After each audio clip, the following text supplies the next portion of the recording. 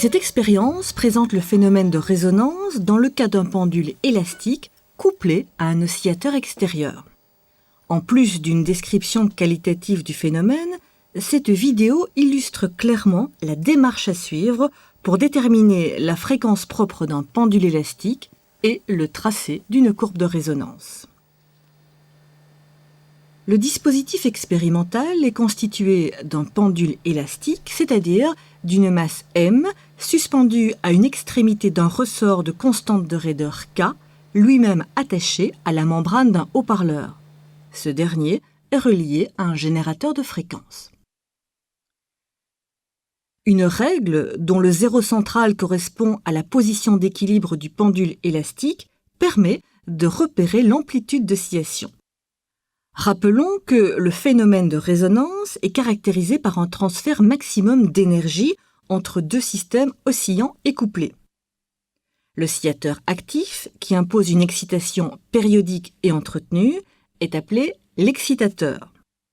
L'oscillateur passif, qui subit cette excitation à cause de la présence du couplage, est le résonateur.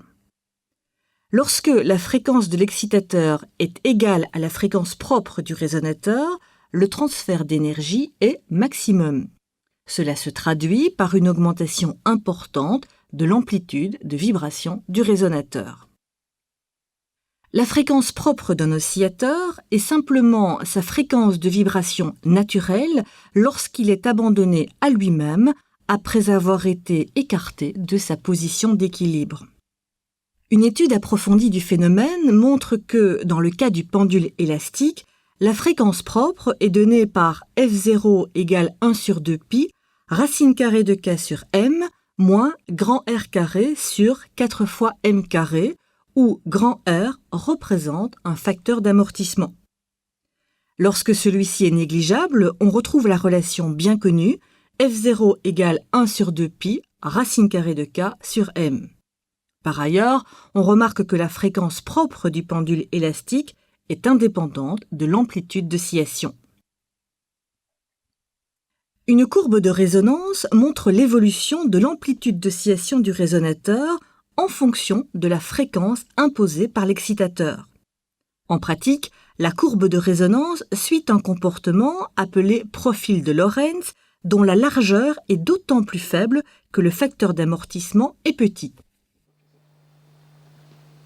Pour évaluer la fréquence propre du pendule élastique, il suffit de mesurer la durée d'un nombre connu d'oscillations complètes pour en déduire la période propre et de là la fréquence propre. On mesure 19,25 secondes pour 25 oscillations complètes, ce qui correspond à une fréquence propre F0 d'1,30 Hz. Pour construire la courbe de résonance, il suffit de faire varier la fréquence F de l'excitateur autour de la valeur de la fréquence propre F0 du résonateur et de noter les amplitudes grand A correspondantes. Pour F égale 1,22 Hz, l'amplitude est de 0,9 cm. Pour F égale 1,25 Hz, l'amplitude est d'1,3 cm. Pour F égale 1,28 Hz, l'amplitude est d'1,8 cm. Pour F égale 1,29 Hz, l'amplitude est de 4,4 cm. Pour F égale 1,30 Hz, c'est-à-dire égale à la fréquence propre, l'amplitude est de 8,5 cm. Et ainsi de suite pour des valeurs de F au-delà de la fréquence de résonance. Lorsqu'on porte les résultats expérimentaux en graphique, on obtient une courbe de résonance conforme aux prévisions. Il est aussi très facile de modéliser un amortissement du pendule élastique en fixant une feuille de carton en dessous du support de la masse oscillante. Cette modification implique un changement de la fréquence propre. En effet, la masse suspendue est maintenant légèrement supérieure. La mesure de la période effectuée sur le nouveau pendule élastique conduit à une fréquence propre d'1,12 Hz.